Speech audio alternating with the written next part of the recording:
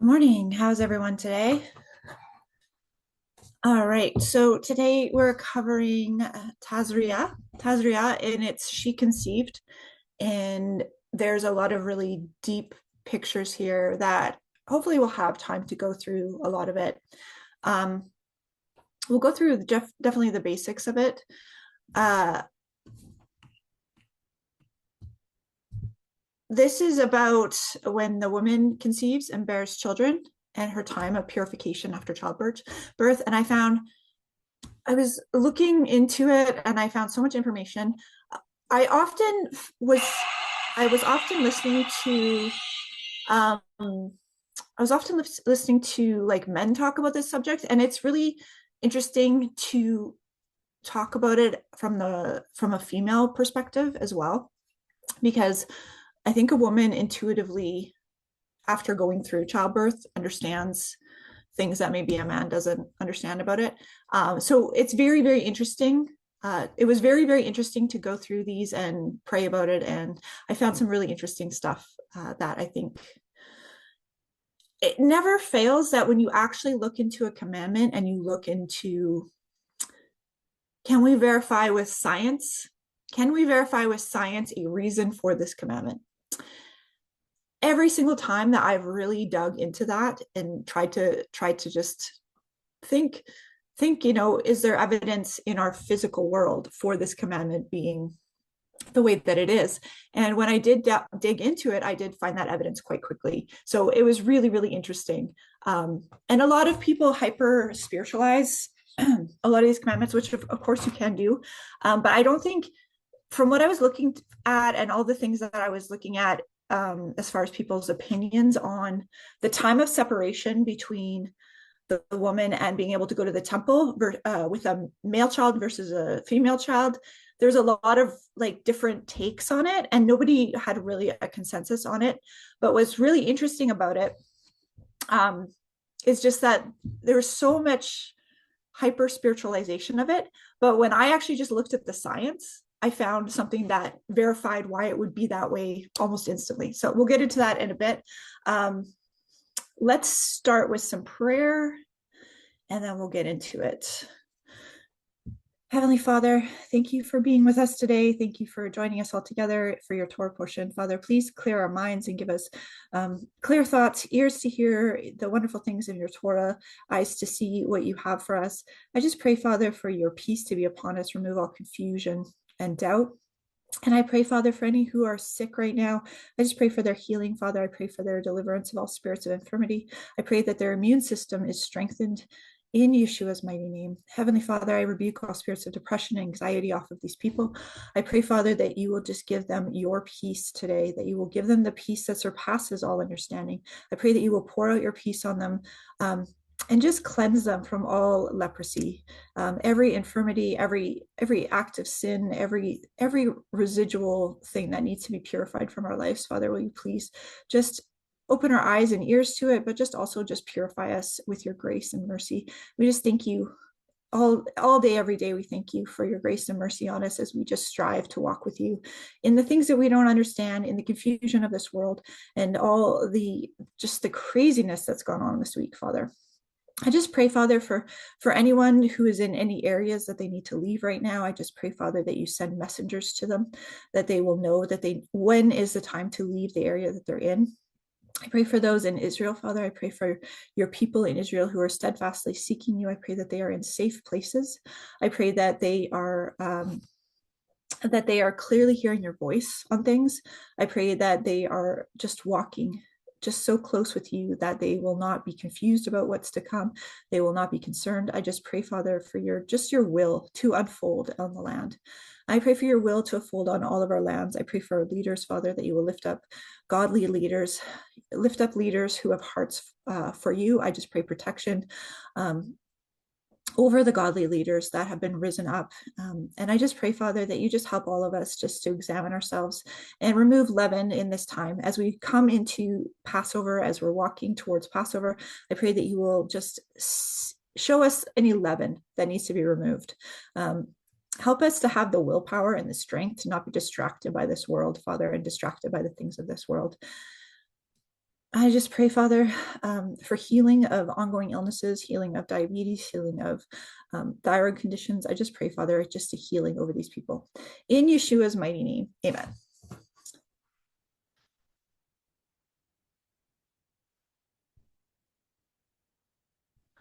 Okay, we're in Leviticus 12.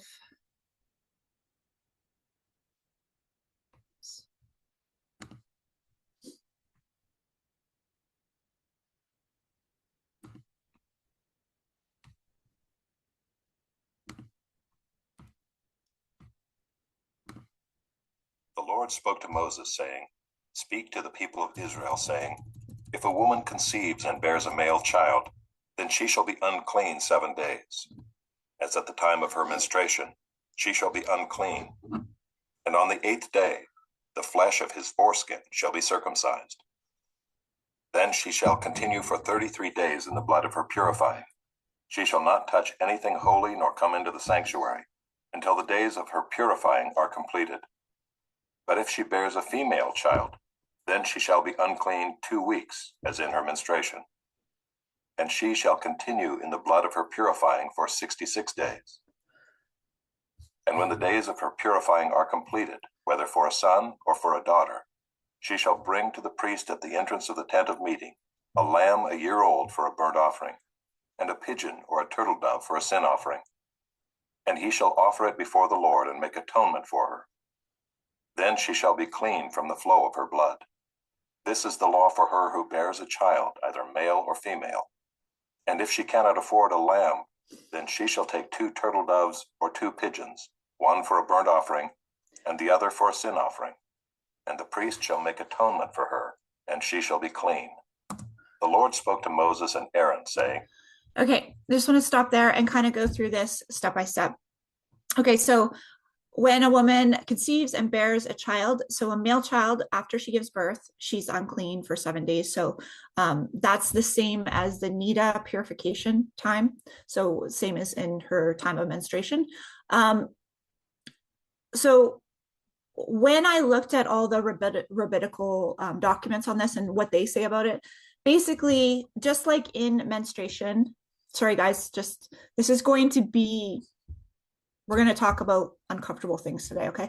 Just like in the time of menstruation, she would be unclean, no intercourse, right? Obviously. And then if she continues to bleed, right? Again, you treat it as menstruation, okay? So she stays separated from her husband during that time. And those of you who have had babies understand that it's likely a lot more time than 7 days that would occur. And so, and then with the female child, it's 2 weeks, minimum 2 weeks, right? And so there's different sects of Judaism, and some of them say that you should stay separated from your husband this entire time. So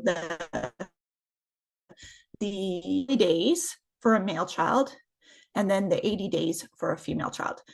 But some say that that's too long and too stringent, and that that's not exactly clear in the text that you would need to do that. So if you want to come together as husband and wife before that time, they say that that's okay. So I would say, leave it to the family and prayer, what you want to do with that. But what I do want to talk about, well, first of all, I want to talk about, because I heard a lot of men talking about this topic, and I found it really interesting because they were people kind of are avoiding the topic because it's an uncomfortable topic, obviously. And then the other side of the men talking about the topic, they were missing the piece of that the woman needs that time to heal and be separated from her husband. So, and 30 days or 40 days is not that long of a time to actually heal after childbirth. So giving her that 40 days of separation would actually really improve healing, obviously. And to women who have had children, that's obvious. Like that's an obvious thing. But I found it really interesting in the men talking about this, they really just kind of missed that point. So it's like that loving hand of the father, like telling the husband, just leave her alone to heal and bond with her baby, right? So what's interesting that people are like, well, why is the time doubled for the doubled for the female child? Well, I'll let you in on something interesting. So why is the time doubled for the female child? When a woman, and there's studies on this, when a woman is pregnant with a female child, she creates more cytokinins. I'm not sure if I'm saying that right. So cytokinins are an inflammatory response in the body. The time of separation for the woman is twice as long for a female child versus a male child.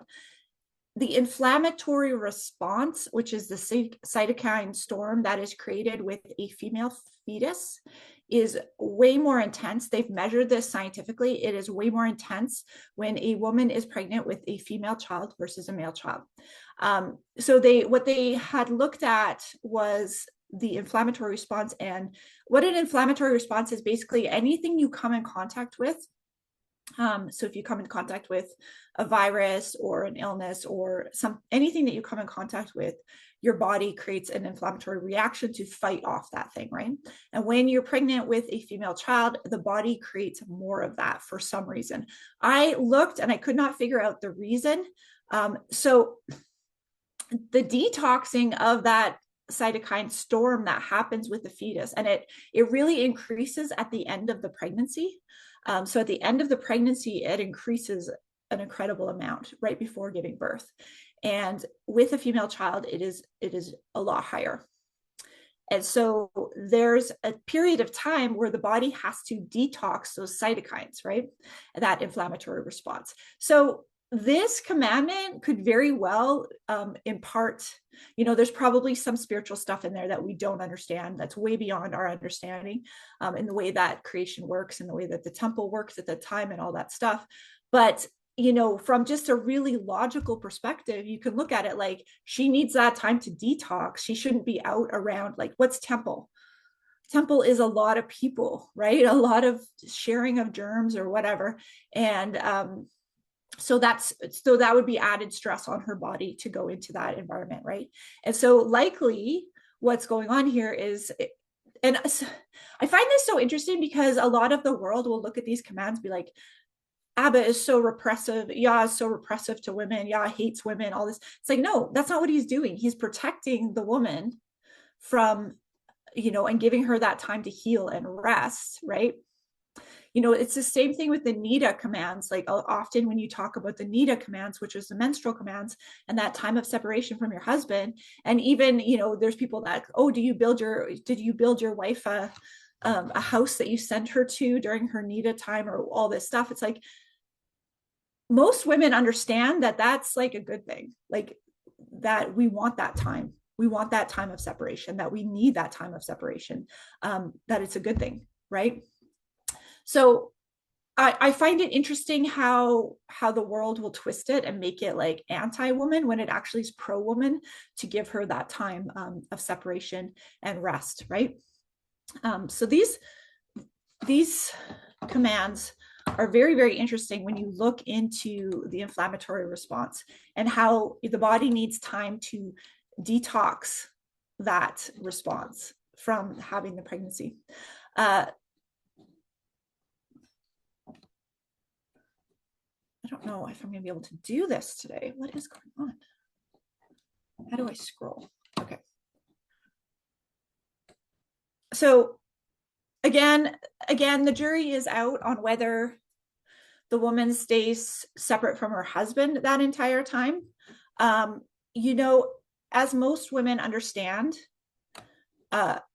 different women react to different pregnancies differently and have different levels of healing that they need to do.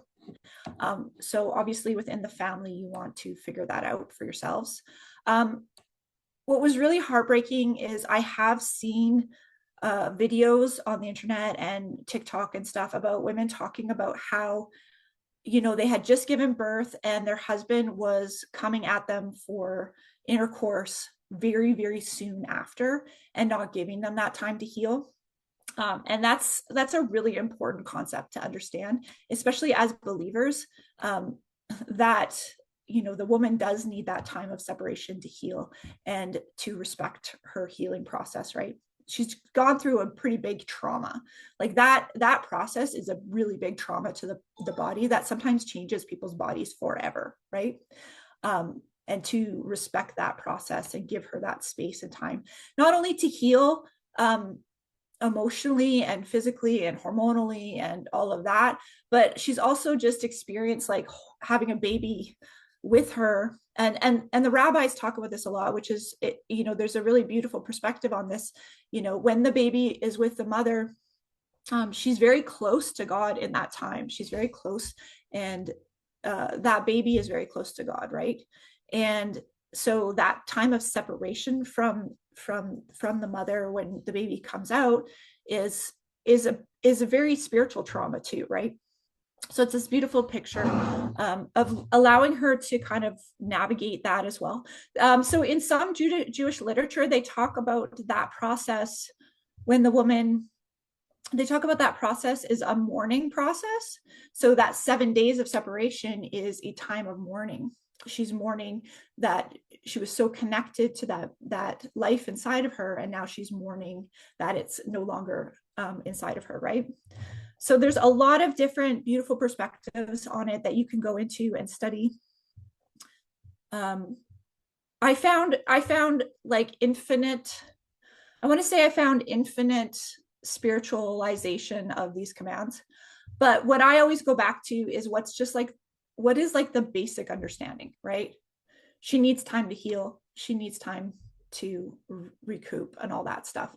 And so then when she goes, so a lot of people get conflicted when they understand that she has to go and to offer a sin offering and offer a burnt offering. So burnt offering wouldn't be such a conflict for people mentally, but they feel like, well, why does she have to offer a sin offering? Even, because childbirth is natural and all that. And so a lot of that understanding is we sin all day long, every day, right? And we don't even realize when we sin. And especially when you're going through traumatic things and changes like birth and, all this stuff, there's sin that just happens mentally in your mind, right? As you're going through the process.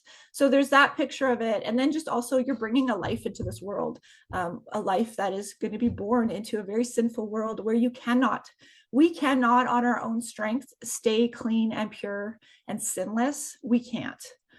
Anyone who says that they can is lying to themselves. They're deluding themselves.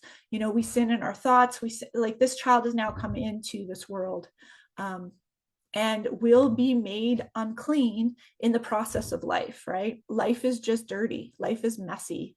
And so it's that picture of understanding that as well, right? Okay, let's go into leprosy, because leprosy gets really interesting. There's a lot of messianic pictures when we look at leprosy. So just keep your mind open to seeing those as we read. So we're in Leviticus 13:1.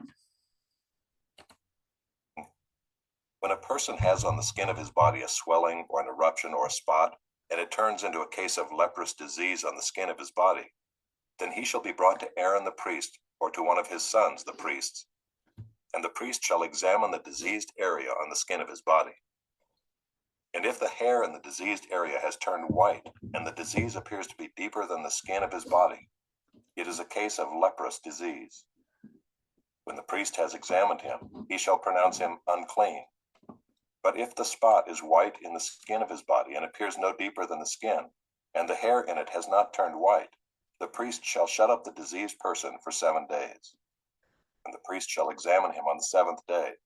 And if in his eyes the disease is checked, and the disease has not spread in the skin, then the priest shall shut him up for another 7 days. And the priest shall examine him again on the 7th day. And if the diseased area has faded and the disease has not spread in the skin, then the priest shall pronounce him clean. It is only an eruption. And he shall wash his clothes and be clean.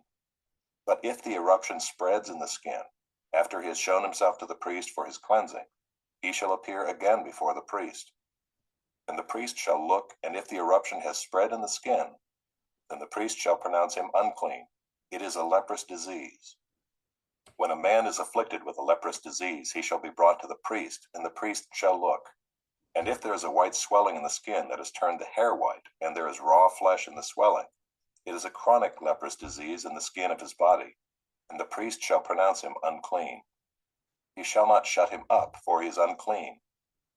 And if the leprous disease breaks out in the skin, so that the leprous disease covers all the skin of the diseased person from head to foot, so far as the priest can see, then the priest shall look, and if the leprous disease has covered all his body, he shall pronounce him clean of the disease. It has all turned white, and he is clean. But when raw flesh appears on him, he shall be unclean. And the priest shall examine the raw flesh and pronounce him unclean. Raw flesh is unclean, for it is a leprous disease. But if the raw flesh recovers and turns white again, then he shall come to the priest, and the priest shall examine him. And if the disease has turned white, then the priest shall pronounce the diseased person clean. He is clean. If there is in the skin of one's body a boil and it heals, and in the place of the boil there comes a white swelling or a reddish white spot, then it shall be shown to the priest.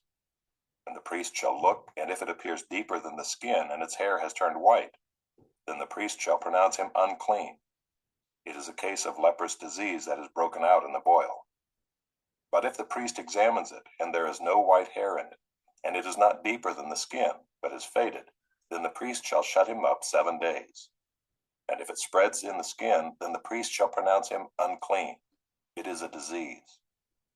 But if the spot remains in one place and does not spread, it is the scar of the boil, and the priest shall pronounce him clean. Or when the body has a burn on its skin, and the raw flesh of the burn becomes a spot, reddish white or white, the priest shall examine it, and if the hair in the spot has turned white, and it appears deeper than the skin, then it is a leprous disease. It has broken out in the burn, and the priest shall pronounce him unclean. It is a case of leprous disease. But if the priest examines it, and there is no white hair in the spot, and it is no deeper than the skin, but is faded, the priest shall shut him up 7 days, and the priest shall examine him the 7th day. If it is spreading in the skin, then the priest shall pronounce him unclean. It is a case of leprous disease. But if the spot remains in one place and does not spread in the skin, but is faded, it is a swelling from the burn, and the priest shall pronounce him clean, for it is the scar of the burn. When a man or woman has a disease on the head or the beard, the priest shall examine the disease, and if it appears deeper than the skin, and the hair in it is yellow and thin, then the priest shall pronounce him unclean. It is an itch, a leprous disease of the head or the beard. And if the priest examines the itching disease, and it appears no deeper than the skin, and there is no black hair in it, then the priest shall shut up the person with the itching disease for 7 days. And on the 7th day the priest shall examine the disease. If the itch has not spread, and there is in it no yellow hair, and the itch appears to be no deeper than the skin, then he shall shave himself, but the itch he shall not shave. And the priest shall shut up the person with the itching disease for another 7 days. And on the 7th day the priest shall examine the itch, and if the itch has not spread in the skin, and it appears to be no deeper than the skin, then the priest shall pronounce him clean, and he shall wash his clothes and be clean.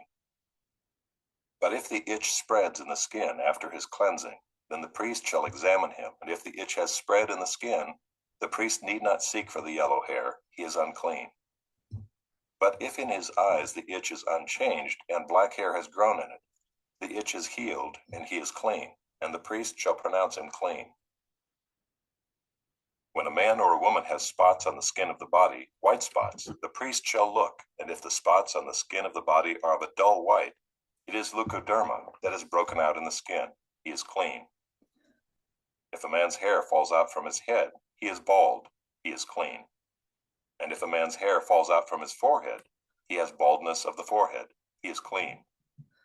But if there is on the bald head or the bald forehead a reddish-white diseased area, it is a leprous disease breaking out on his bald head or his bald forehead.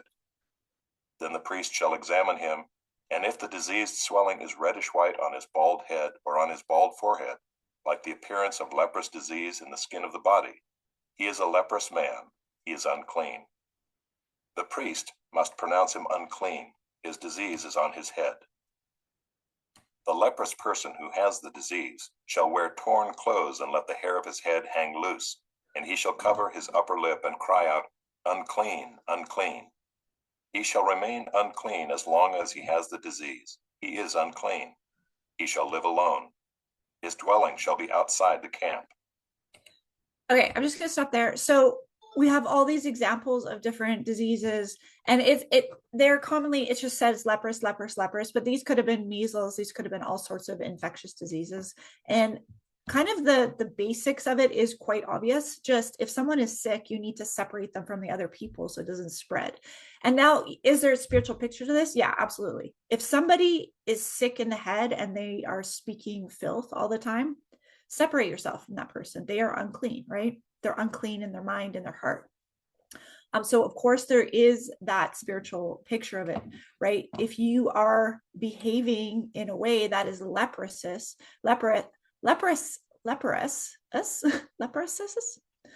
man, you need to be divided from the camp, because you're going to spread your nonsense, right? You're going to spread your crap. So I experience this all the time, where like I'll see people in the comments and they will just be spreading leprosy. They'll be spreading stumbling blocks, they'll be spreading nonsense, and I usually give them a few chances, and I usually try to talk to them a few times. But if they continue to just come and like just spread leprosy throughout the camp, the camp of us as believers, I just block them, because as much as I want them to hear the truth and I want them to be sanctified by hearing the word of God, what they're going to do is they're going to spread their disease through the camp. So this is actually a really good, you have to kind of be prayerful, and it's such an interesting thing, because the priest has to kind of check the people and be like, okay, well, this is a little bit of a discoloration. Is the hair growing white yet? Is the flesh raw yet? And you're kind of checking how bad the infection is, right?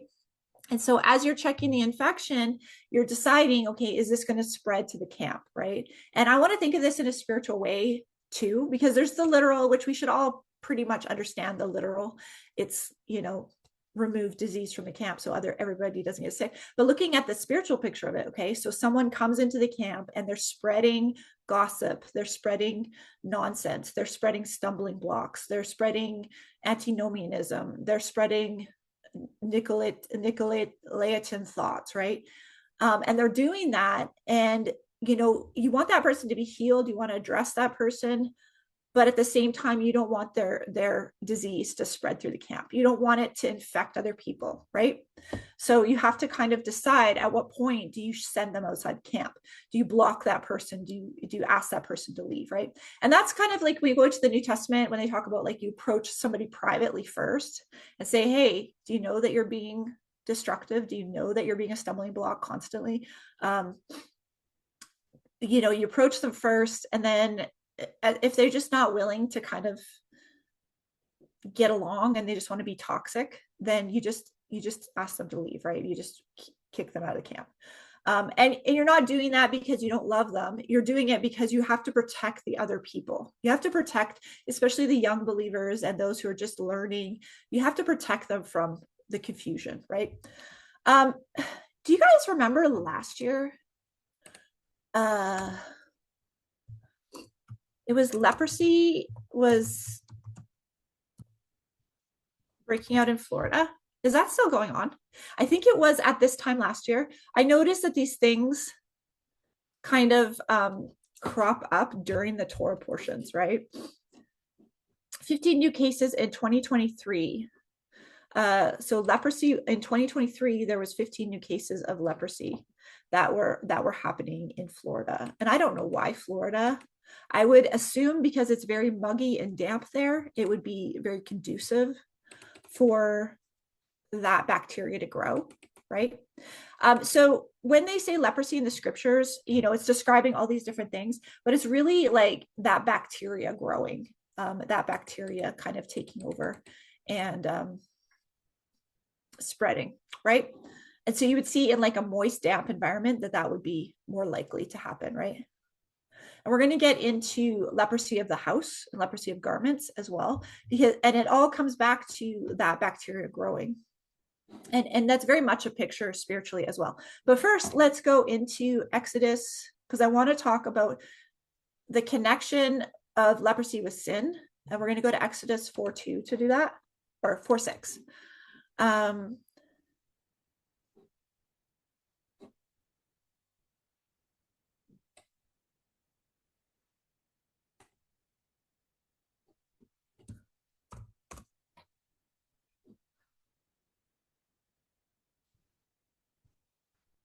It's very hard for me to do this with this mouse.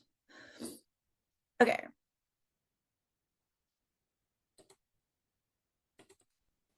I'm going to go to the beginning of Exodus 4. Exodus 4. And then Moshe answered, but behold, they will not believe me or listen to my voice, but they will say, Yehovah did not appear to you. And Yehovah said to him, what is in your hand? And he said, a staff. And he said, throw it to the ground. And he threw it to the ground, and it became a serpent.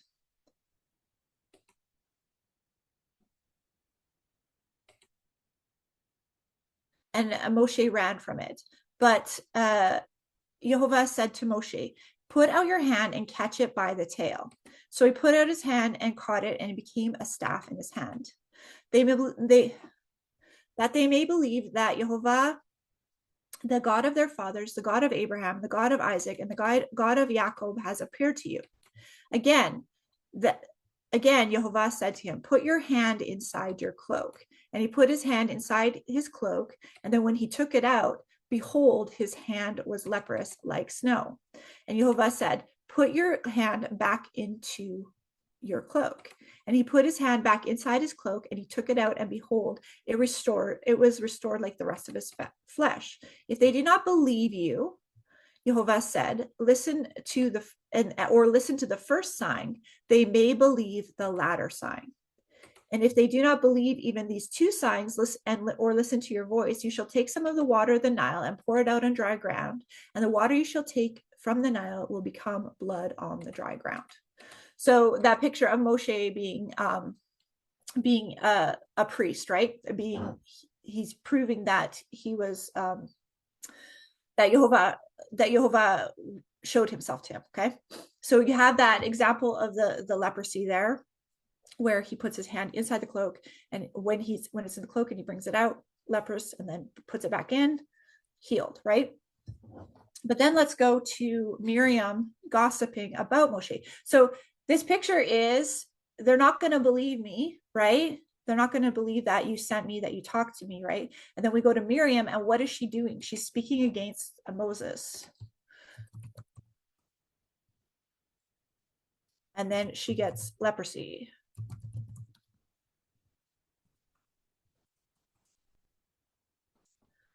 Numbers 12.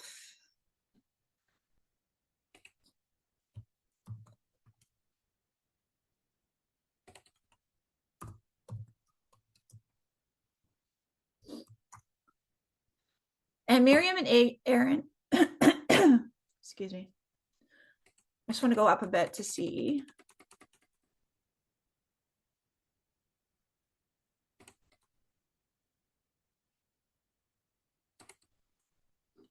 Okay, so yeah, right after the plague goes through the camp, the anger was kindled against the people. Then Miriam and Aaron spoke against Moshe because of the Cushite woman whom he had married, for he had married a Cushite woman. And they said, has Yehovah indeed only spoken through Moshe? Has he not spoken through us also? And Yehovah heard it. Now the man Moshe was very meek, more than all the people who were on the face of the earth. And then suddenly Yehovah said to Moshe and to Aaron and to Miriam, come out, you three, to the tent of meeting. And the three of them came out. And Yehovah came down in a pillar of cloud and stood at the entrance of the tent and called Aaron and Miriam, and they both came forward. And he said, hear my words. If there is a prophet among you, I, Yehovah, make myself known to him in a vision. I speak with him in a dream. Not so with my servant Moshe. He is faithful in all of my house. When I speak with him, I speak mouth to mouth clearly and not in riddles. And he beholds the form of Yehovah. Why then were you not afraid to speak against my servant Moses? And the anger of Yehovah was kindled against them, and he departed. This reminds me so much of the modern church being not afraid to speak against Moses, and just disregard everything that Moses says. So why did Miriam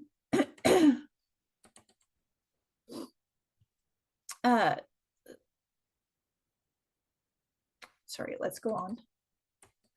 Read the part where okay, so Numbers 12:10.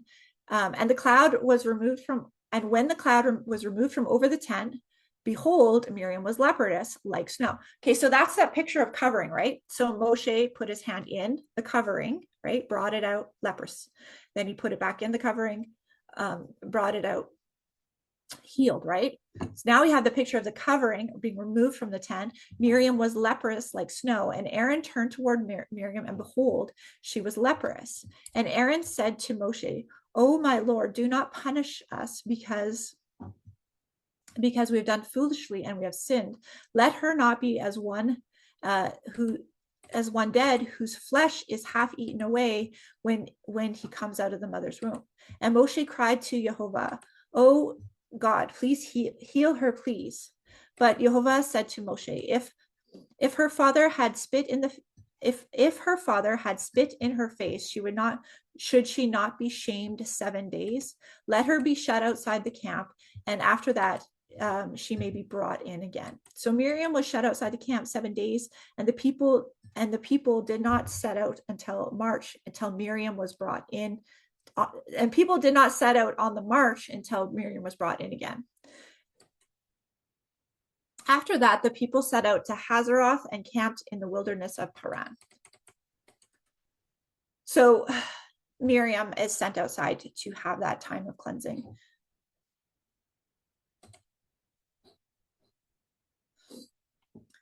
A lot of people connect leprosy with speaking against Yehovah, speaking against Moshe, and then also gossip. They connect leprosy with gossip.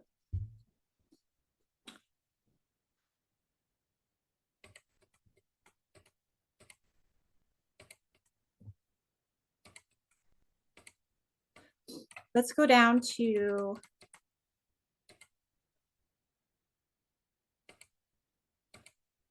verse 47. So we're at Leviticus 47, I think.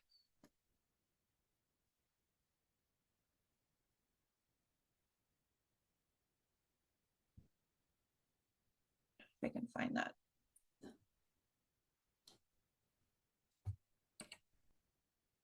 When there is a case of leprous disease in a garment, whether a woolen or a linen garment, in warp or woof of linen or wool, or in a skin or in anything made of skin, if the disease is greenish or reddish in the garment, or in the skin or in the warp or the woof or in any article made of skin, it is a case of leprous disease, and it shall be shown to the priest.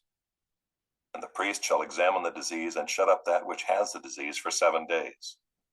Then he shall examine the disease on the 7th day. If the disease has spread in the garment, in the warp or the woof, or in the skin, whatever be the use of the skin, the disease is a persistent leprous disease, it is unclean.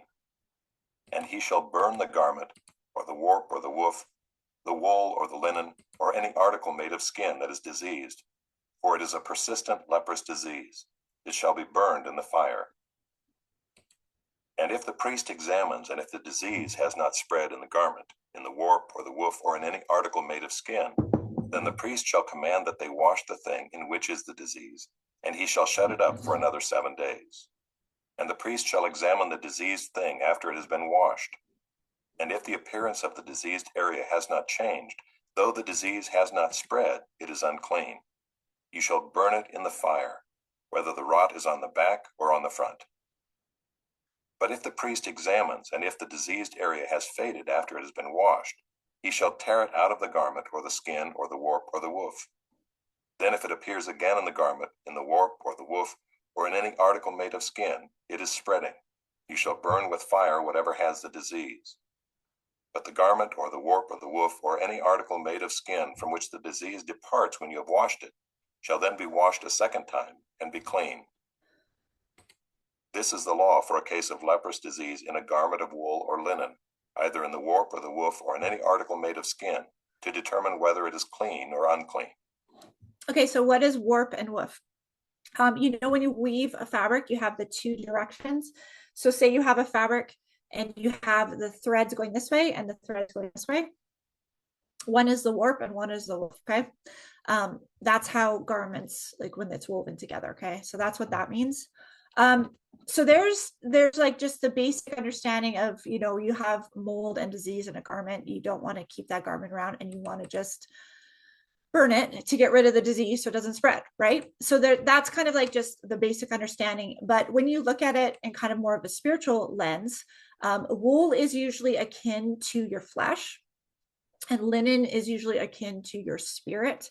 And that's why you don't mix linen and wool, right? That's the spiritual understanding. You don't want to mix the things of your flesh with the things of the spirit and try to combine them together. It doesn't work, right?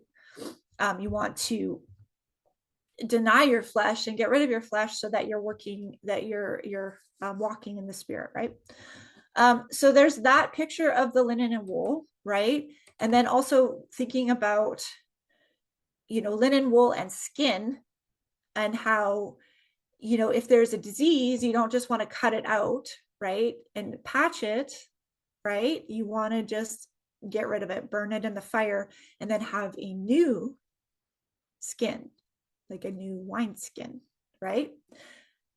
Which I find really, really interesting. Okay. So instead of just patching the wineskin, right, a skin or anything, linen or wool, you would get rid of it by fire, right? And what does Jehovah say? He's not going to cleanse the earth by water, by washing. He's going to cleanse it by fire now, right? So the fire of the Holy Spirit, the fire of his seven spirits. But instead of that, so instead of the washing with the flood, right, he's not going to cleanse the earth by the fire. What flood? He's going to burn everything in the fire. So if you're not burning up your flesh, your leprous disease, your sinful disease, and you're not fully submitted to not being lukewarm and burning up your flesh, right, then he will put you through the fire in order to get you clean, right? That flesh, in a metaphorical sense, or maybe in a literal sense, has to be burnt and has to be cleansed in the fire so that the impurities are gone, right? So it's such an interesting picture when you look at it. I want to look up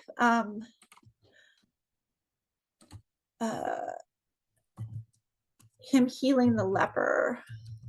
And let's just read that.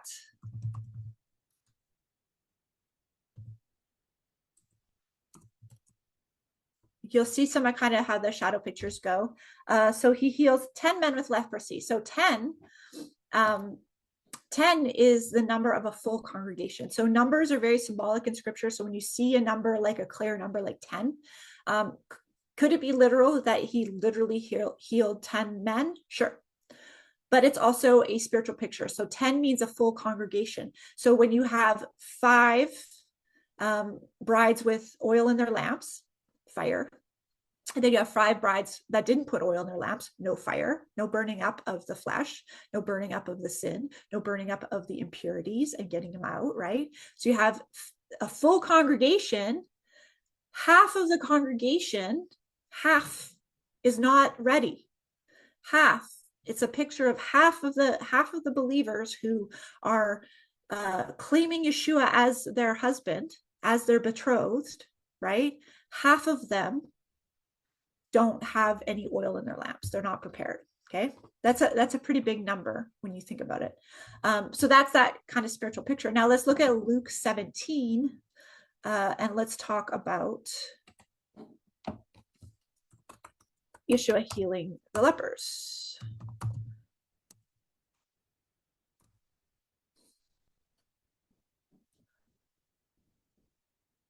I think we should read all of Luke 17, even though the lepers come later. I think it's important. There's an important picture in all of it. So let's read all of it. And he said to the disciples, tempting are sure to the one through better for a millstone to be hung around his head were cast into the sea, that he should cause any one of these little ones to sin. Pay attention to yourself. If your brother sins, rebuke him. If he repents, forgive him. If he sins against you 7 times in a day and turns to you 7 times saying, I'm sorry, you must forgive him. 7 is a number of completion. It's a number of complete. So if he sins against you completely, 7, and then you turn and you completely forgive him. 7, right?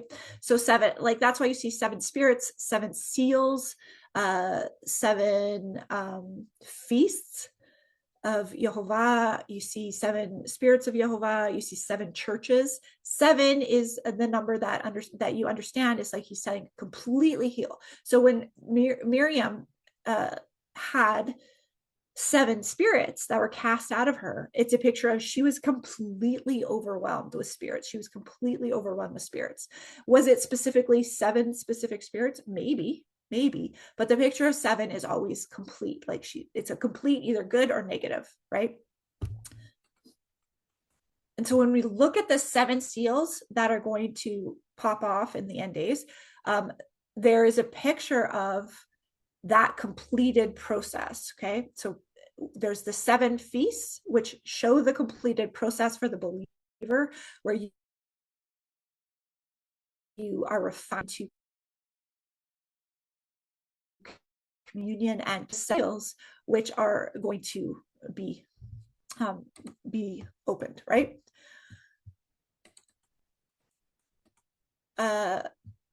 Luke 17:5. The apostles said to the Lord, increase our faith. And the Lord said, if you have faith like the grain of mustard seed, you could say to this mulberry tree, be uprooted and be planted in the sea, and it would obey you. Will any one of you who has a servant plowing and keeping sheep say to him when he has come to the field, come at once and recline at the table? Will he rather not say to him, prepare supper for me and dress properly and serve me while I eat and drink, and afterwards you will eat and drink? Does he thank the servant because of what he was commanded? So also, when you have done all that you were commanded and say, we are unworthy servants, we have only done what was our duty. On the way to Jerusalem, he passed along through Samaria and Galilee. He entered the village, and he was met by 10 lepers who stood at a distance. He lifted up their voices, saying, Yeshua, Master, have mercy on us. And then he saw them and said, when he saw them, he said, go, show yourself to the priests. And when they went, they were cleansed. This is a really interesting, because he never touched them. So go back. What does he say about the mulberry tree, right? If you have faith, even as a mustard seed, and you say to the mulberry tree, go be uprooted, right? It will be uprooted, right? So what is he illustrating now? He's said this is how it works. And then in the next illustration, he comes across these 10 lepers, which is a picture of the unclean church, right? 10 is a picture of the congregation. And so they're all filthy with sin. They're all filthy with leprosy, right? And so he says, go and show yourself to the priests. Walk in faith. I have just commanded you to go show yourselves to the priests. And as they went, they were cleansed. So as they went in faith to go show themselves to the priests, right? They were cleansed as they walked in faith. He said, do it. And they went and did it. And in that process, they were cleansed. Then one of them, when he saw that he was healed, turned back, praising God with a loud voice. And he fell on his face at Yeshua's feet and gave him thanks. Now he was a Samaritan. So he was not of Judah. He was a Samaritan, which was just like the Samaritan woman. They were not part of the temple culture. They were not allowed to go to the temple. They had to have they were very, very separate. Okay. So it's a picture of the Gentile separated, not of Judah, people being brought in. Okay. And Yeshua answered, we're not 10 cleansed. Where are the 9? Was no one found to return and give praise to Yehovah except this foreigner, Gentile? And he said to him, rise and go on your way. Your faith has made you well. So what has made him well? His faith has made him well. Okay. So when you look at the picture of 10 cleansed, okay, so 10 were healed, 10 were saved and healed, and all of that, they had that encounter with Yeshua. Only one came back and gave praise, right? And only one came back and acknowledged right? And it was a foreigner. There's also that picture of the tenth, right? So a tenth will be set apart for kingdom service. So to return. So there's those that are healed and saved, but a tenth go under the rod, pass under the rod, right? Let me just show you where this is so that you understand what I'm saying.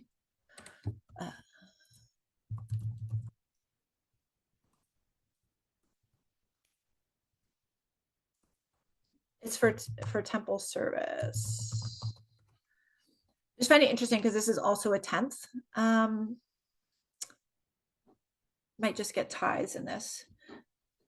Okay, so I'm not sure exactly where it is, and I don't want to spend too much time looking, but there's this picture of as they inspect the animals to see who is fit for temple service, they pass under the rod, and a tenth are set aside for temple service. And they're inspecting the animals to see if they are fit, if they have been perfected, if they have flaws, if they are unclean or whatever, right? If they have any marks on them or whatever. And so only a small portion of them were actually fit for serving in the temple as like the sheep serving in the temple. So there's just like a lot of metaphor there, right?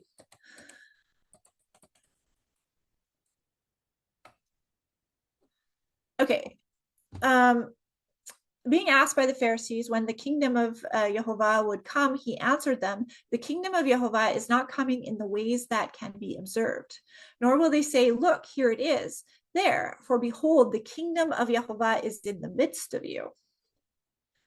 I find this really interesting because after the eclipse, there was a whole lot of people mocking and saying, nothing happened, there was nothing happened, that because they're waiting for, there's a lot of people that are waiting for like this distinct event where the whole world is in upheaval and everything happens all at once. The day of Yehovah, the day of Yehovah is an unfolding of events. If you look at Isaiah 66, you will see that there's birth pains and there's unfolding, and it gets the birth, it's like giving birth, which is really interesting because we're talking about the birth today, right? We're talking about the different birth processes today and how that all that works. So when we look at Isaiah 66, it's that picture of the kingdom is being birthed, right? And so when a woman has birth, she does not have birth in like one moment and all of a sudden the baby's arrived. There's that process, the contractions start, the contractions get closer and closer and closer. Can you guys deny right now that the contractions for the birthing of the kingdom are getting closer and closer and closer, right? So the Pharisees are saying to Yeshua right here, like the kingdom is, they're asking him how the kingdom's going to come, and that Yeshua is saying it's not going to come in ways that are distinctly observed. It's a spiritual understanding. It's in the spirit. So if you're seeking him for understanding the times and seasons, it will be quite obvious, right?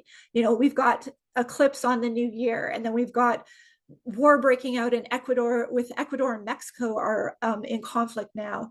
And then we have Iran and Israel in conflict now, right? And people are like, nothing's happening. What are you talking about? Nothing's happening. Iran is threatening to attack Israel at any moment, right? What do you mean nothing's happening? Things are happening all over the place, right?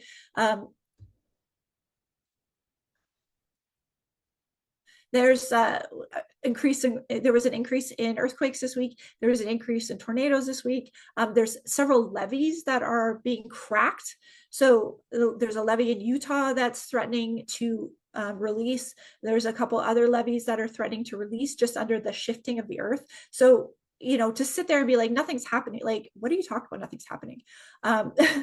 Lots is happening. It's just, I think people are really expecting everything to just like the sky to roll up in one day and Yeshua to like be here in one day and all of that. But a day of the Lord, a day is like 1,000 years to the Lord. So the millennial kingdom is coming in like a birth, right? You're going to give birth. There's going to be pushing. There's going to be a cleansing after the birth, right? There's a time of separation and purification after the birth. You know, there's all these things that happen with the birth of a kingdom. It's going to be a process. It's not going to happen in an instant. So I think that's where people kind of get tripped up, is they're waiting for this like instantaneous arrival of the kingdom, like to just, okay, we're here.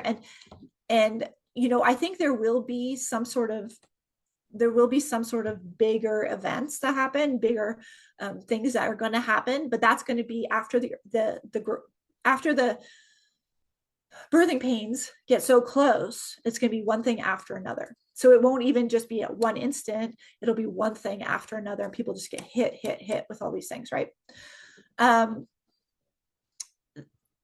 Luke 17:22. And then he said to the disciples, the days are coming when you will desire to see one of the days of the Son of Man, and you will not see it.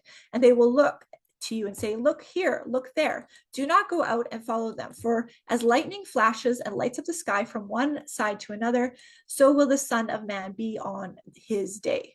But first he must suffer the things and be rejected by this generation. So as it was in the days of Noah, so it will be in the days of the Son of Man.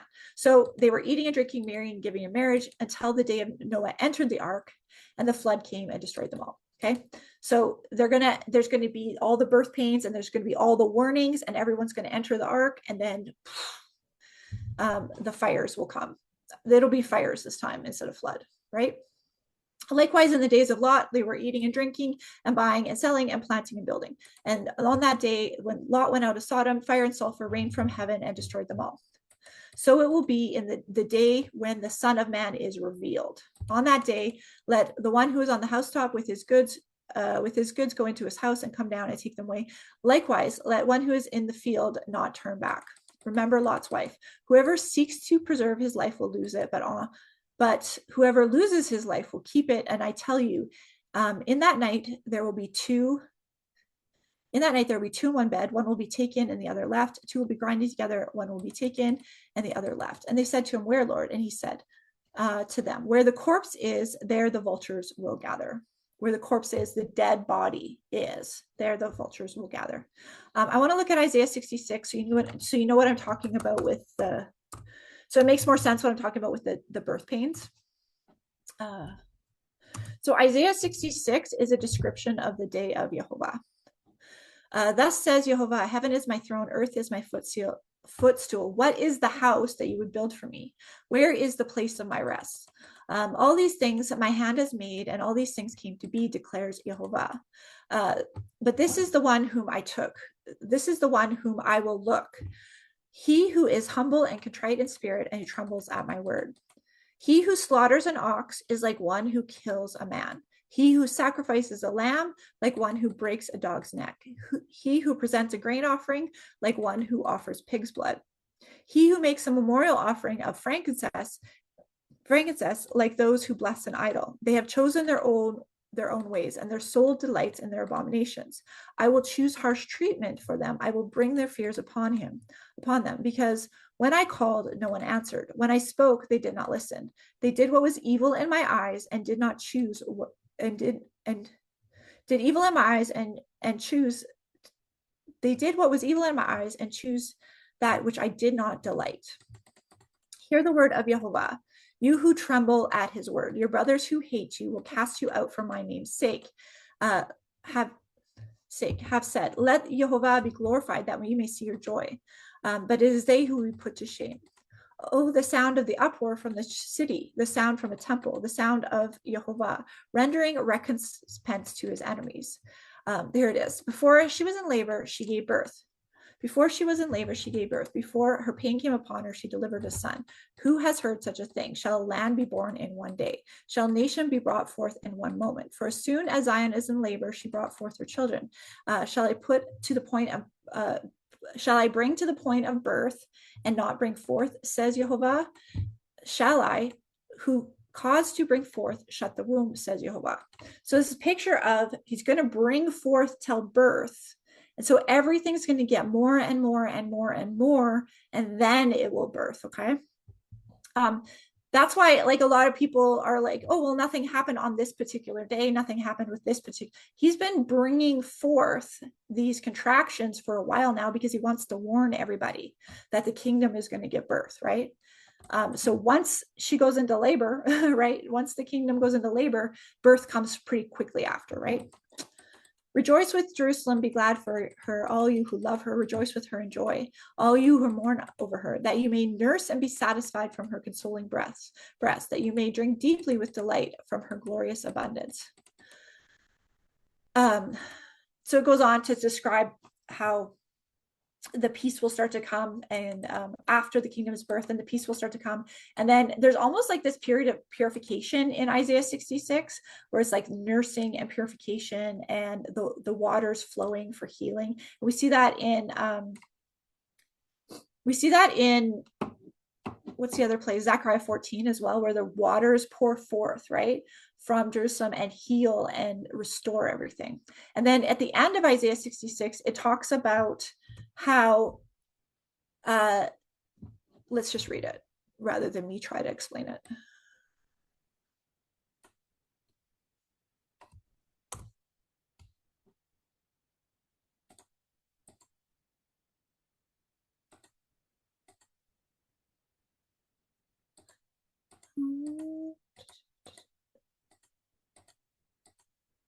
Okay, so there's the point where he's angry, and there's fury of fire. So behold, Yehovah will come in fire, his chariots like a whirlwind, to render his anger in fury. We're at Isaiah 66:15.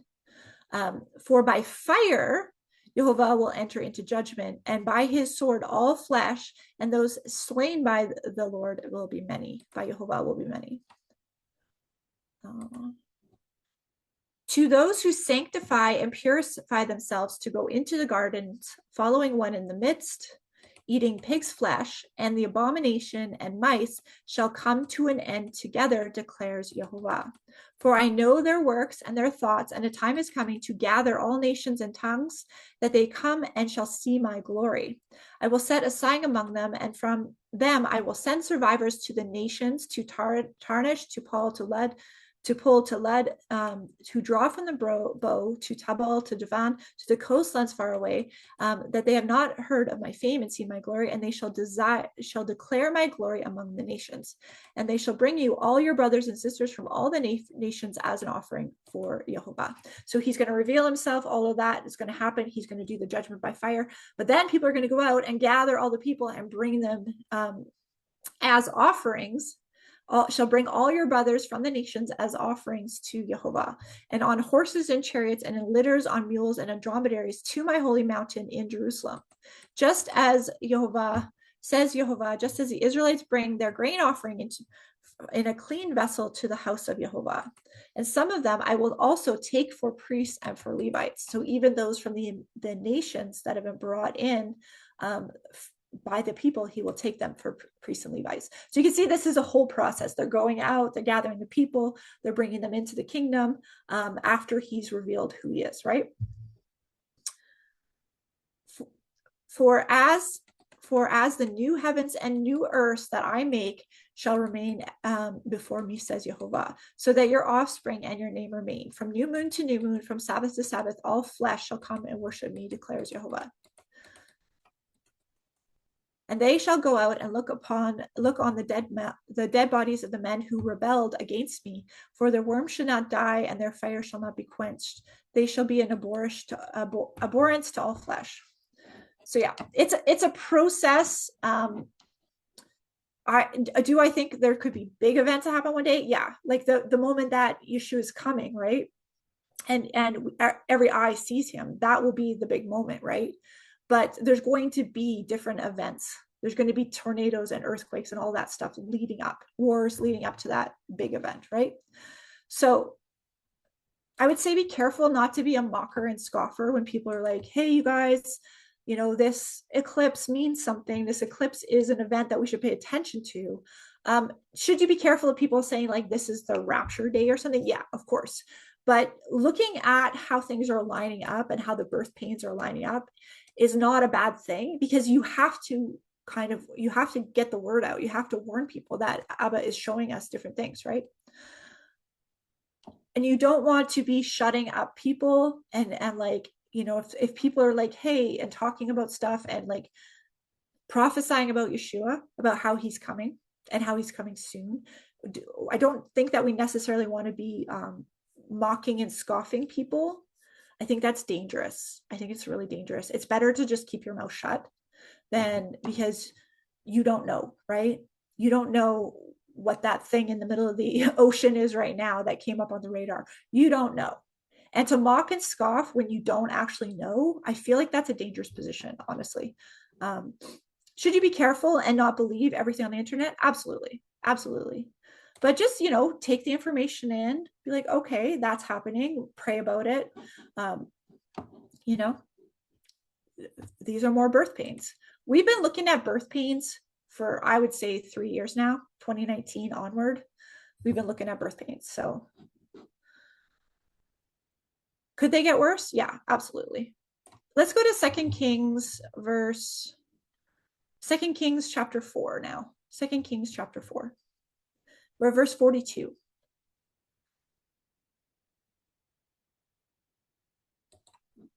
A man came from Baal Shalisha, bringing the man of God bread of the first fruits, 20 loaves of barley and fresh ears of grain in his sack. And Elisha said, "Give to the men that they may eat." But his servant said, "How can I set this before 100 men?" So he repeated, "Give them to the men that they may eat, for thus says the Lord, they shall eat and have some left." So he set it before them, and they ate and had some left, according to the word of the Lord. Notice how that's a parallel, right? It's a shadow picture of what Yeshua does to feed the people, right? He feeds the 5,000?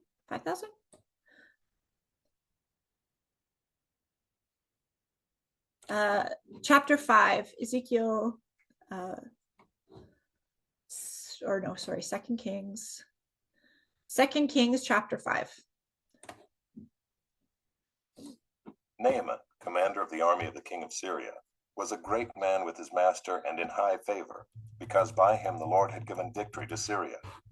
He was a mighty man of valor, but he was a leper. Now the Syrians, on one of their raids, had carried off a little girl from the land of Israel, and she worked in the service of Naaman's wife. She said to her mistress, "Would that my Lord were with the prophet who is in Samaria. He would cure him of his leprosy." So Naaman went in and told his Lord, "Thus and so spoke the girl from the land of Israel." And the king of Syria said, "Go now, and I will send a letter to the king of Israel." So he went, taking with him 10 talents of silver, 6,000 shekels of gold, and 10 changes of clothing. And he brought the letter to the king of Israel, which read, "When this letter reaches you, know that I have sent to you Naaman my servant, that you may cure him of his leprosy." And when the king of Israel read the letter, he tore his clothes and said, "Am I God to kill and to make alive, that this man sends word to me to cure a man of his leprosy? Only consider and see how he is seeking a quarrel with me." But when Elisha the man of God heard that the king of Israel had torn his clothes, he sent to the king, saying, "Why have you torn your clothes? Let him come now to me, that he may know that there is a prophet in Israel." So Naaman came with his horses and chariots, and stood at the door of Elisha's house. And Elisha sent a messenger to him, saying, "Go and wash in the Jordan 7 times, and your flesh shall be restored, and you shall be clean." But Naaman was angry and went away, saying, "Behold, I thought that he would surely come out to me and stand and call upon the name of the Lord his God, and wave his hand over the place and cure the leper. Are not Abana and Pharpar, the rivers of Damascus, better than all the waters of Israel? Could I not wash in them and be clean?" So he turned and went away in a rage. But his servants came near and said to him, "My father, it is a great word the prophet has spoken to you. Will you not do it? Has he actually said to you, 'Wash and be clean'?" So he went down and dipped himself 7 times in the Jordan, according to the word of the man of God. And his flesh was restored, like the flesh of a little child, and he was clean. Okay, so you can hopefully see all the parallels happening here with what we read with Yeshua with the lepers, right? Yeshua did not go to the lepers, put his hands on them, or do anything. He spoke to them and commanded them and told them, "Go to the priest." And as the lepers walked to the priest in faith, they were made clean, right? And so we have this same picture here, the shadow picture with Elijah. And we have this picture of this man going in faith to the Jordan, Elisha doesn't go there and put his hands on him, doesn't call down, anything upon him or anything like that. He says, go in faith, wash yourself in the Jordan 7 times and you will be made clean. Notice the number 7 there again, right? Completely wash yourself. Have that complete immersion in the river. It says in the Hebrew, it says, go dip yourself in the river. And that's that picture of baptism, dipping yourself and being made clean and having that renewal.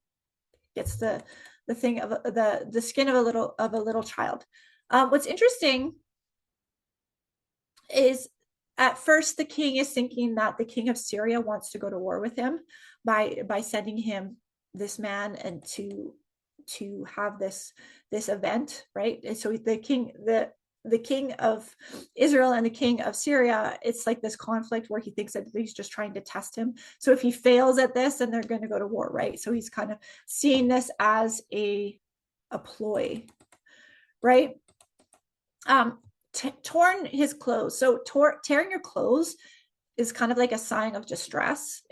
You'll see it come up again and again. It even comes up in the New Testament when the high priest tears his garments, and it's a sign of distress and anguish. They would tear their clothes. I don't know why they did that then, but that was something that they apparently did quite a bit. So by faith, and what I was going to tell you too. Okay, so back in that day, there was a lot of magic, right? Magic going on with all the different idolatry. So they would call upon the demon gods to heal them or whatever. And usually it involved like a very hands-on magic type process.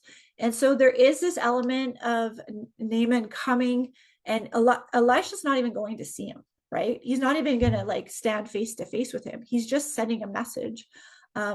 And Naaman is saying, he's angry and saying, well, you're not even going to come wave your hand over the place and cure the leper. You're not even going to come here and stand in front of me and do it.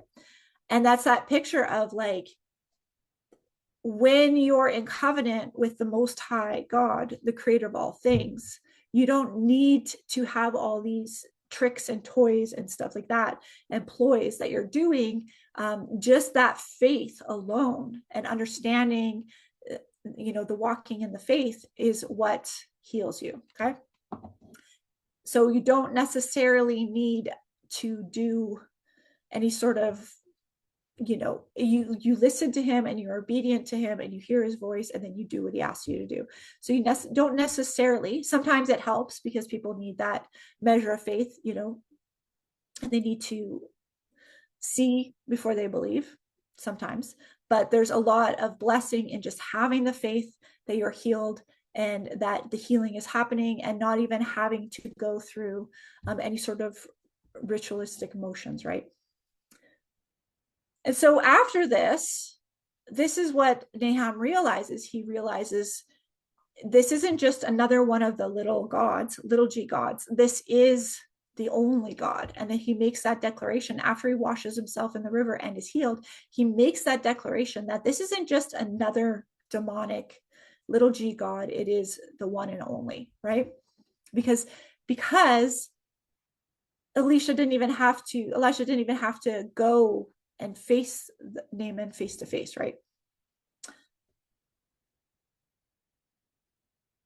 So then we go on to the next little section. So we're at verse 15, 2 Kings 4:15. Then he returned to the man of God, he and all his company, and he came and stood before him. And he said, Behold, I know that there is no God in all the earth but in Israel. So accept now a present from your servant. But he said, As the Lord lives, before whom I stand, I will receive none. And he urged him to take it, but he refused. Then Naaman said, If not, please let there be given to your servant 2 mule loads of earth. For from now on your servant will not offer burnt offering or sacrifice to any god but the Lord.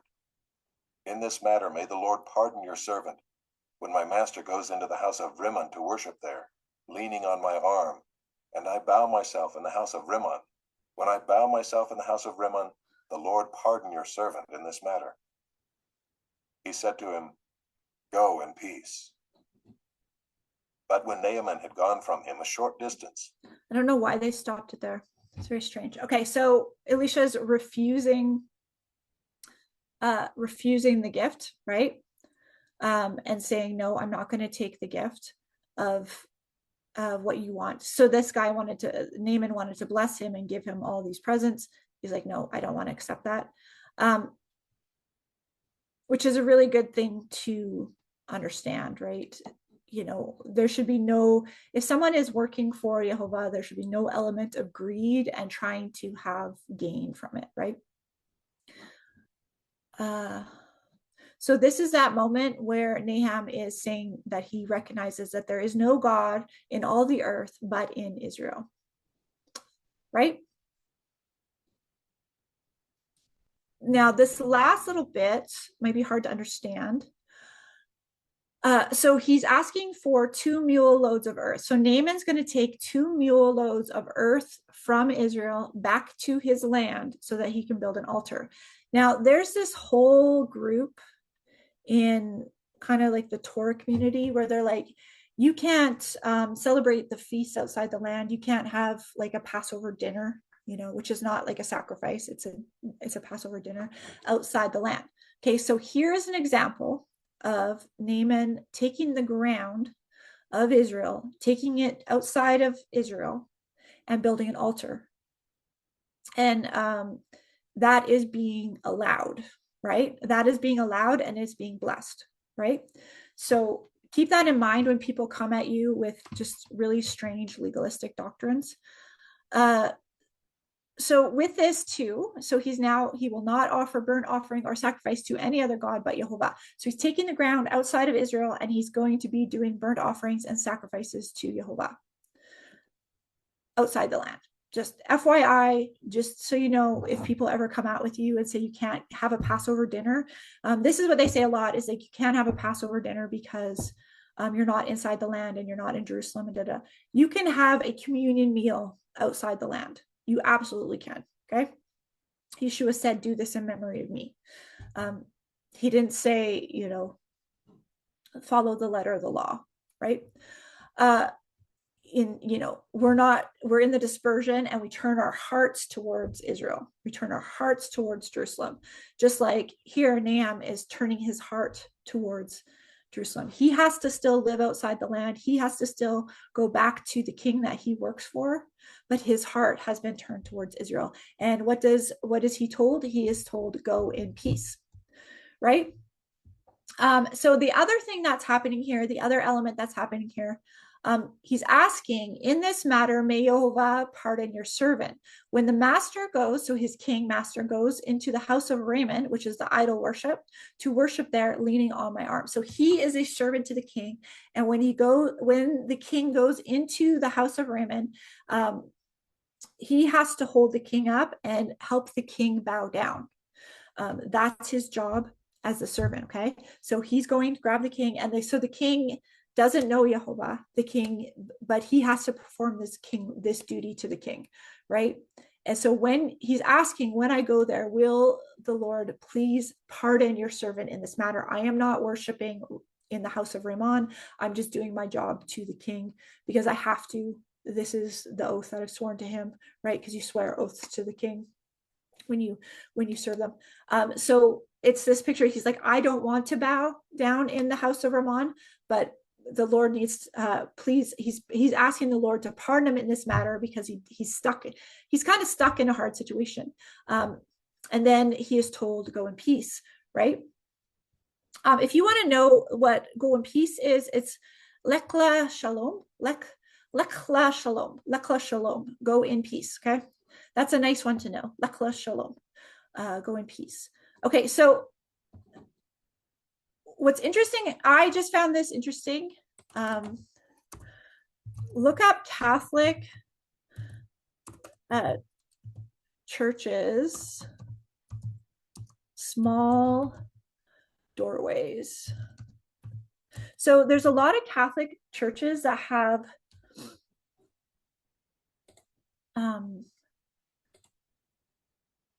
these tiny little doorways. I'm trying to see if I can find one, but they have these tiny little doorways that are almost like you have to duck to go in.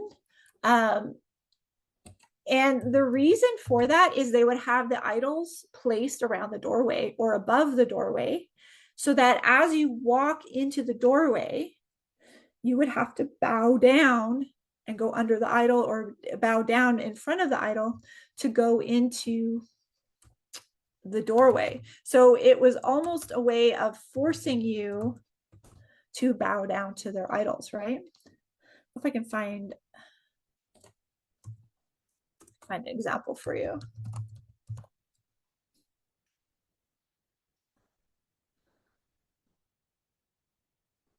If I can find a specific example, but if you look at a lot of the older churches, they'll have these really low doorways, and then they'll have the idols around the doorway. So as you go in, you have to bow down. It forces you to do the bow down thing before the idol, right?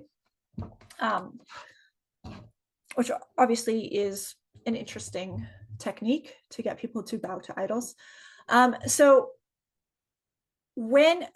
this man, okay, so, and this is, I think it's important to understand from like a Torah observant perspective when you're dealing with people who are just turning fully. So first of all, the 7, he's immersed 7 times. That's a complete immersion, okay? That's all 7 spirits, okay? There's a lot of believers that have the first 3 spirits, right? Or they have the first 2 spirits. They have that salvation piece. They have the Passover understanding, but they don't have they haven't taken counsel. They don't understand Pentecost. They don't understand Shavuot.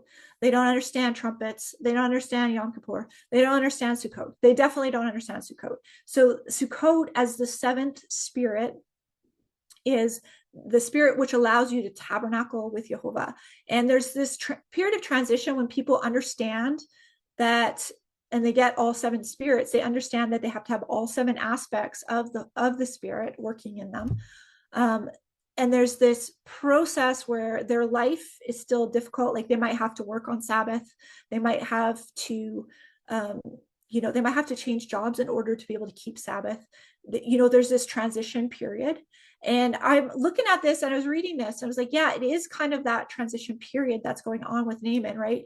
Because he has to go back into the dispersion, back into the kingdom where he lives, where he's sworn an oath to serve the king in a particular way. He has a job to do that he has made an oath that he's sworn, right? It's also a sin to break an oath that you have sworn.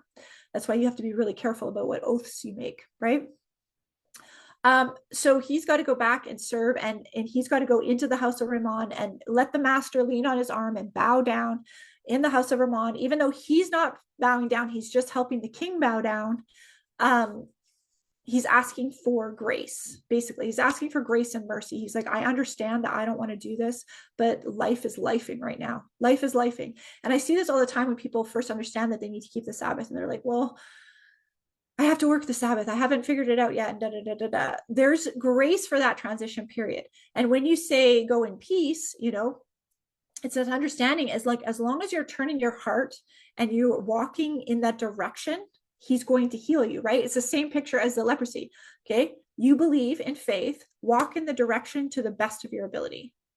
Walk in the direction of healing to the best of your ability. Okay. So you're stuck working Sabbath right now. You've just discovered that you should keep the Sabbath, right? That you need to keep the Sabbath. That is the mark of Yah, to keep the Sabbath. And you're like, okay, I got to quit my job. I got to do this. So what do? There's that transition period. You pray, you seek him, you start walking in that direction, and eventually he will heal you as you walk in that direction, right? And he will start to put things in order. And maybe you have the ability to make a big sweeping gesture. For me, I was able to make a big sweeping gesture. And I think that if you do make a big sweeping gesture, it will be blessed. If you walk boldly in the direction, and I think too, like people, especially now in North America, there's a lot of excuses being made. There's a lot of excuses that are being made. It's like, you're not going to be persecuted for quitting your job and getting a different job, right? You're not going to be persecuted for keeping the Sabbath yet, right? And so there's a lot of this like creating slavery mindsets that you're trapped when you're not really that trapped, right? You're not actually trapped. Our countries are pretty free still at this point. If you want to keep Sabbath, there's a great ability for you to get a different job and do that. And I know some people have more options as far as work goes than others. So when we're navigating that, like I was self-employed, for me it was easier, right? Because I can make my own decisions. Because I was self-employed, so I went and closed the doors of my store. I had a online retail store that day, or I had an online and a retail store at that time.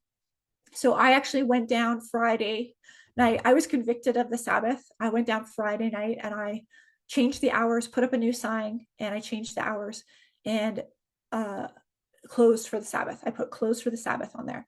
And so if you know anything about retail, that day of the week, Saturday, is the busiest day of the week. That is the day that you make the most money.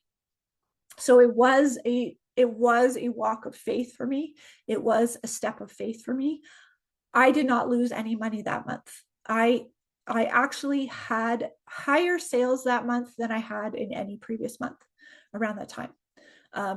So he blessed my boldness. And I think too, if people go boldly, like you're not going to be, so this guy, Nahum, if he would have gone back and said, I'm not going to bow down and help you anymore, bow down to your gods, there's a very high likelihood he would have just been killed, right?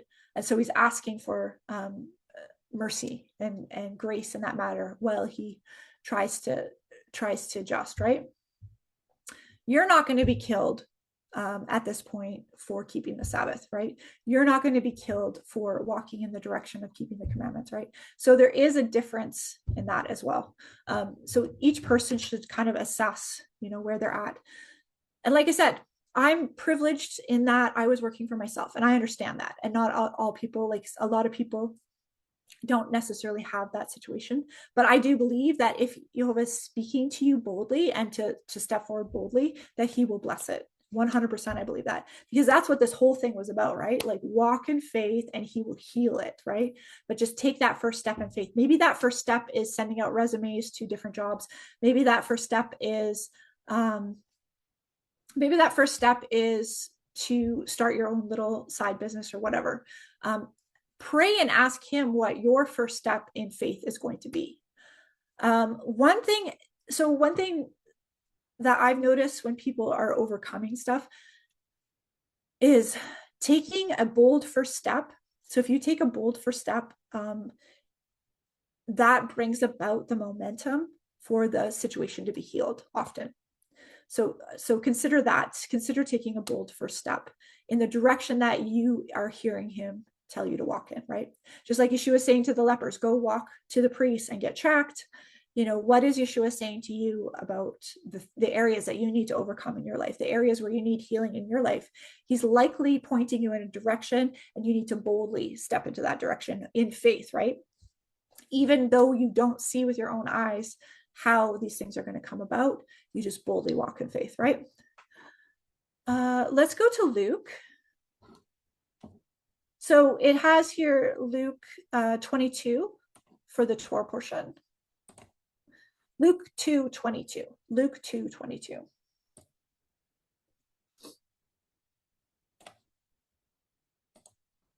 And when the time came for their purification according to the law of Moses, they brought him up to Jerusalem to present him to the Lord, as it is written in the law of the Lord, every male who first opens the womb shall be called holy to the Lord, and to offer a sacrifice according to what is said in the law of the Lord, a pair of turtle doves or 2 young pigeons. Now there was a man in Jerusalem whose name was Simeon, and this man was righteous and devout, waiting for the consolation of Israel, and the Holy Spirit was upon him.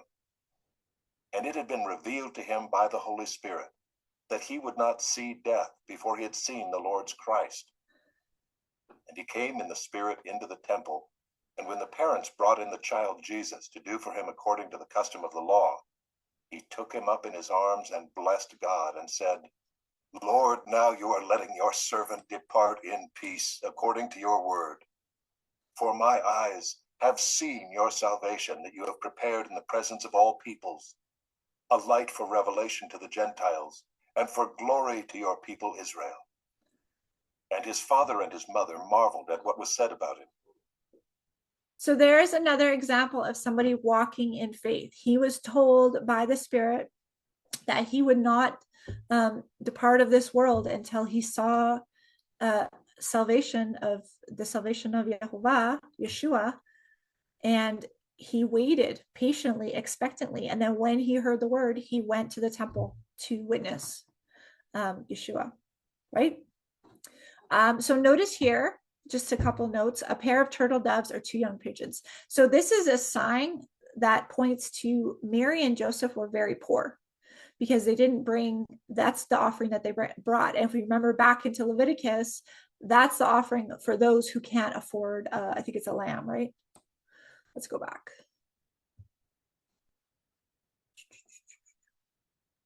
A lamb.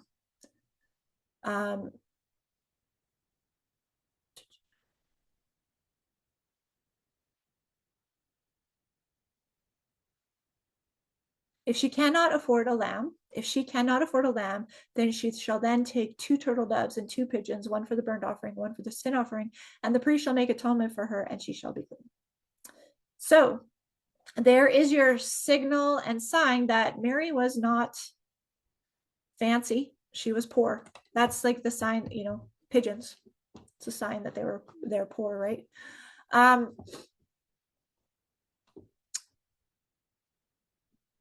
Yeah, so in conclusion, it kind of is it's a very nice conclusion to that understanding of walking by. Okay, so where is the Spirit taking me? What is the Spirit saying to me? How do I discern the Spirit? And a lot of people go into the false spirits and they have issues with that. If you are reading and studying the word and discerning through the word and learning the word constantly, the false spirits, you will start to be able to weed them out, because the false spirit will always be leading you to worship other things. They'll be leading you. This is a really good example of this. Okay. They'll be leading you to worship. What do I see a lot, especially with young women, is so with men, it's usually leading you to worship financial stuff. That, like thinking about what's a false spirit that would be leading you to worship financial abundance, increase. It's kind of like that those ministries that talk a lot about, like, you're going to get a financial increase, you're going to have this, and that's the false spirit, right? Because it's actually getting people to chase after an idol. So this is a really good way that you can discern this. Is this prophesying that this person is doing causing these people to chase after the word of Yah, to prophesy about the salvation of Yeshua, to be humble and meek, and to feed the widow and orphan? Or is this thing that this person is prophesying leading you to worship money, worship status, to worship marriage? So for a lot of times you have women, especially on YouTube or TikTok or whatever, posting these videos about kingdom spouses. Oh, your marriage is coming. Oh, this is coming. Bull crap. Okay, it's just bull crap. Those are clickbait, right? And so what are these women doing? Are they leading you to understand the word and understand salvation, or are they leading you into worshiping an idol? So what does Deuteronomy 13 say, right? If anybody comes to you and they're proclaiming signs and wonders, but they're leading you to worship idols, they're leading you to put your attention on idols, money, marriage, any of these things that could be an idol to you, then that is a very good sign that that person is a false prophet, right? They should be leading you into the word, into repentance, into humility, into service of the kingdom, right?